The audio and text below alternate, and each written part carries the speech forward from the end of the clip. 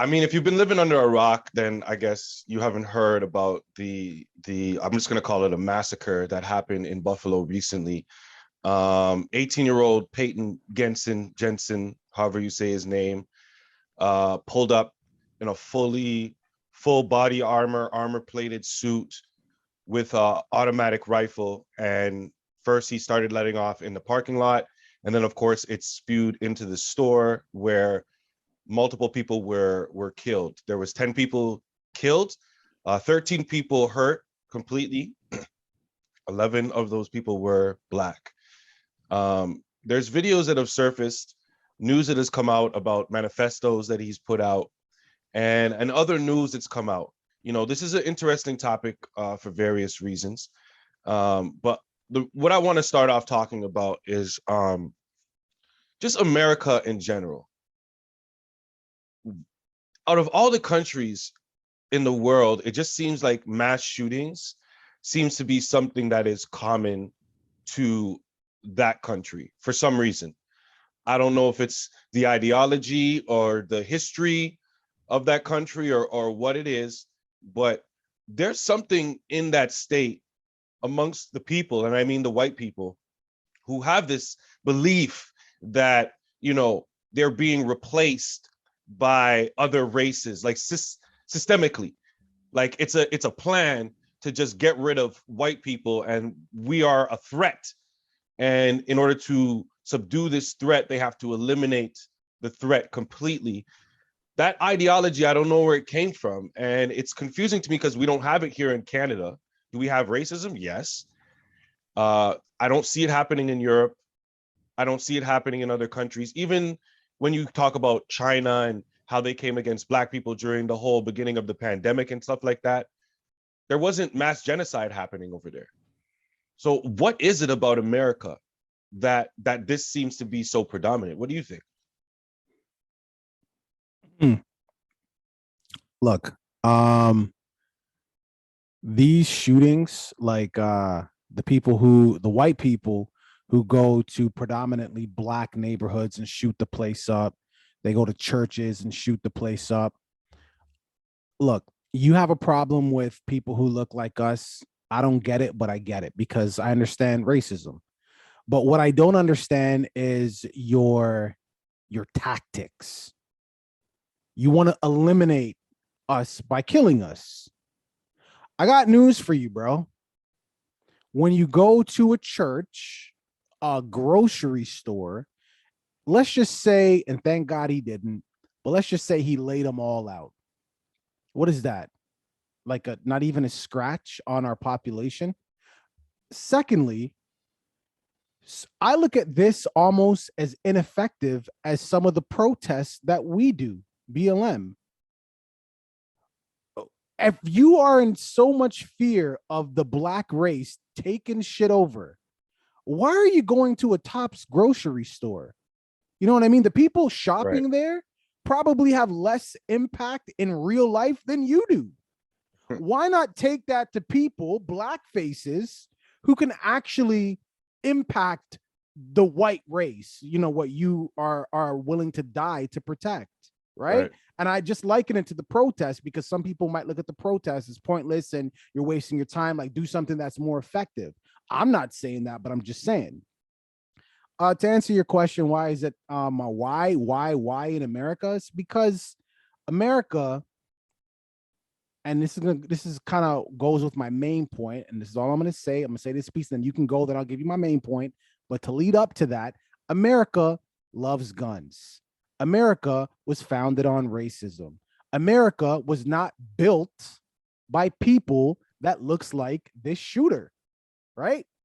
Okay. Right. So now the people who built the country are saying, hey, we're citizens too. We're human. We've been saying that. And we have the same right to be here as you do. And when white America starts saying, you're right, you do have the same rights as us, there are some people that look like this shooter that are still stuck way back then and saying, no, you don't. You're just the workers. You built it, and now you need to go. And then this is the result of that. That's why guns are steady made available, and white people, not all, but some white people are easily radicalized. What do you think? You think this kid was just born and was like, I hate niggers? You think that's what happened? No. He was brainwashed by someone. Don't know who that was. Take your pick. It is America after all. And then here's what happens. Well, Pussy Genson, or sorry, Peyton, he's 18, got charged with first-degree murder. It came out that not only did he decide to pick this grocery store specifically because it was in a predominantly Black area, but it has also come out that he drove over 200 miles in order to target this specific location. He is, of course, pled not guilty, as they always do. I don't know what lawyers they have, but okay, cool. But the question is, let's say he gets convicted, right? 18 years old, so obviously he's an adult. The death penalty. Is this something that you give the death penalty? Or do you see him, and I'm not talking about what you do, because we all know what you're gonna do, right? Do you see him getting the death penalty, or do you see him getting like just a long-term sentence, a certain amount of years per person that he killed? Well, he drove from New York, and this happened in Buffalo. So because my interest in America, apart from like the disgust and the disdain that I have for that country, I'm not talking about the people. Some of y'all are amazing.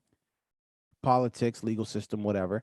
Who knows? He might just get some years. I don't know. I don't know if they employ the death penalty in Buffalo or New York. He drove from New York. I'm assuming he was a citizen of I have no idea. I mean, yeah, I guess it depends on the law of wherever he's convicted and stuff like that. But I mean, if there's like, this is the thing. So if a celebrity or somebody else gets charged with something, there's lots of crimes, pretty much, long story short, where people are made examples of, right? They end up getting sentences that are longer than they should, or for some reason, their court case is more in the media than other people's are, so they get charged by the public opinion, really, more than anything else, blah, blah, blah, blah, blah, blah, blah, blah. I'm still yet to see a case in one of these mass killings by one of these people where they are really or truly made an example of. Every situation has them being walked out very, very calmly by officers, protected from everybody else, towards the cop car, gingerly put in the cop car. Every time I see that, I hear about their trials and their sentences, and yes, they get convicted, they get sentenced.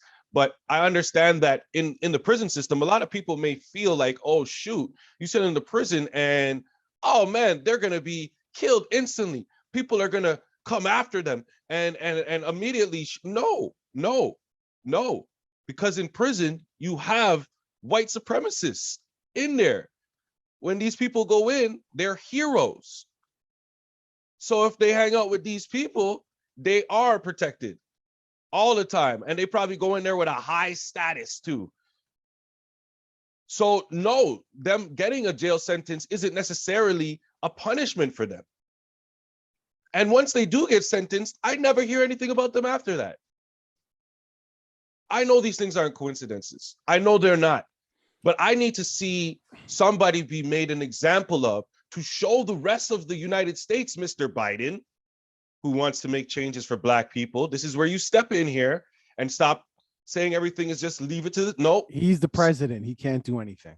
I understand that, but he can say something. He could say I believe this is worthy of a more harsh sentence. Listen, the people who are going to be protecting this kid and, hoisting him up as some sort of hero, they don't like Biden anyways. So who can that's going to mean nothing. No, but I mean, if you like I said, obviously Biden can't affect the general outcome of what's actually going to happen, but his voice holds a lot of weight. So if he has an opinion of what the punishment should be, and he dictates that, I don't believe that will crush his public opinion. I just don't. I think it'll help. because everybody believes that this kid needs to be made an example of at this point.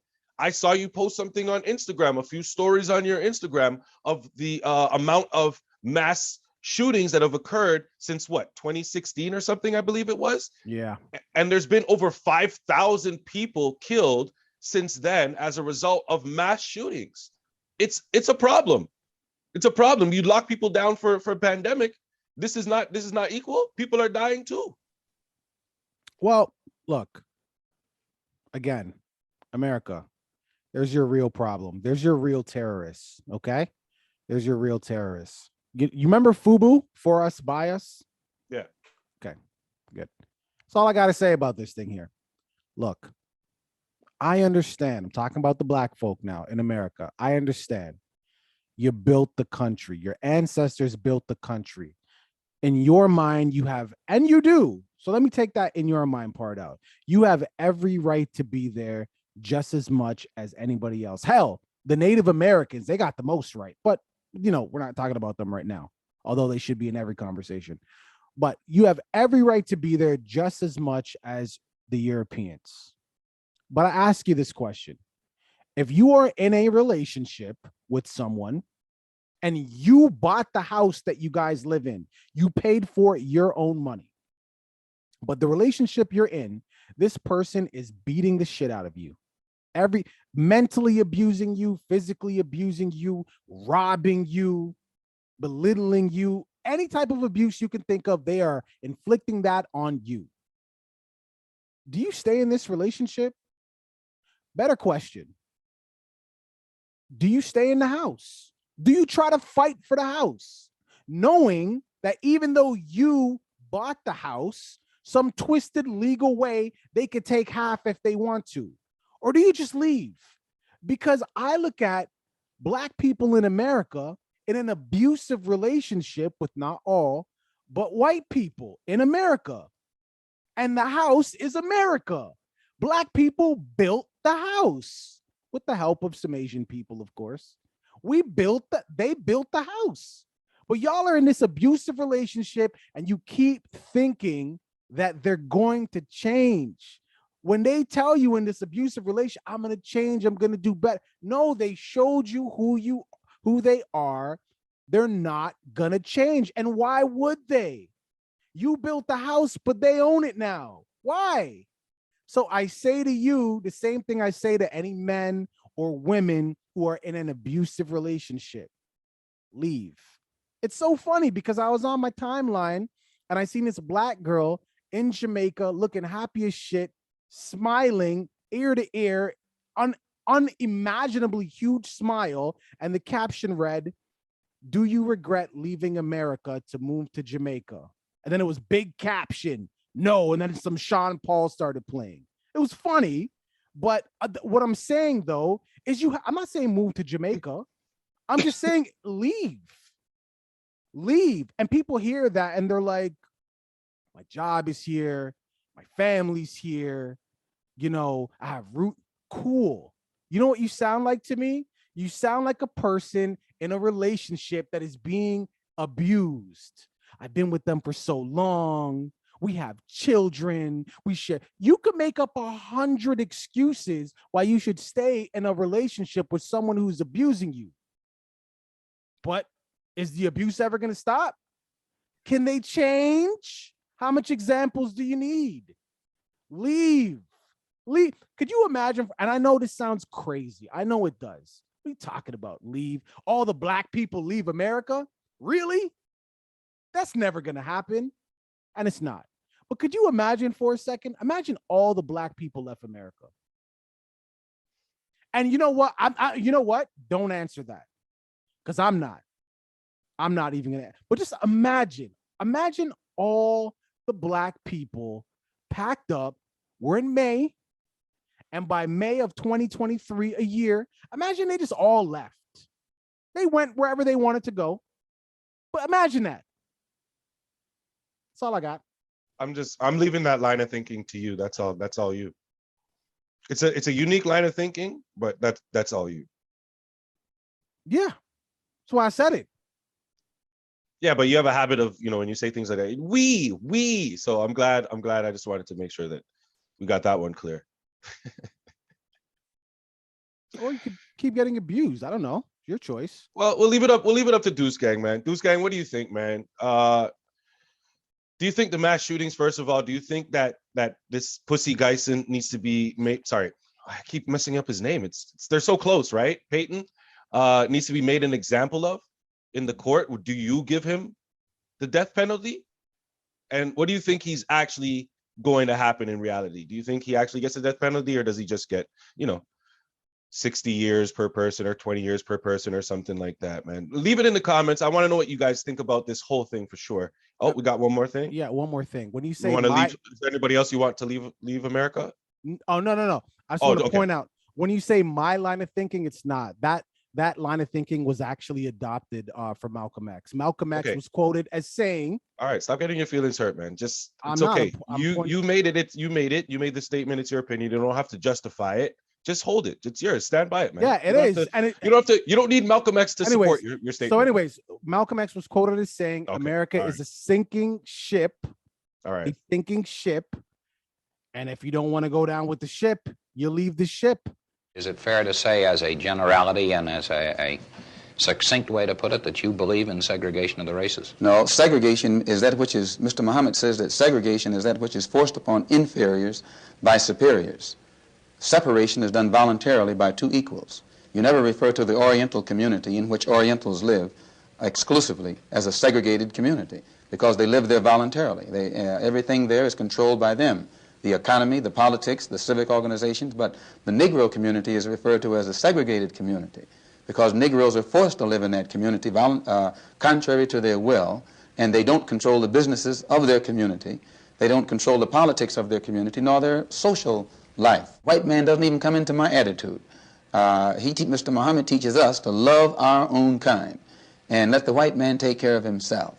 For a white man today, sir, after kidnapping millions of black people from Africa, stripping them of all human characteristics and relegating them to the role of chattel or cattle or animals, commodity, merchandise that could be bought and sold at will, and then 100 years since the Emancipation Proclamation, using every type of deceptive method to further us into slavery, called second-class citizenship, I think that it would take a whole lot of nerve for white people today to ask Negroes, do they hate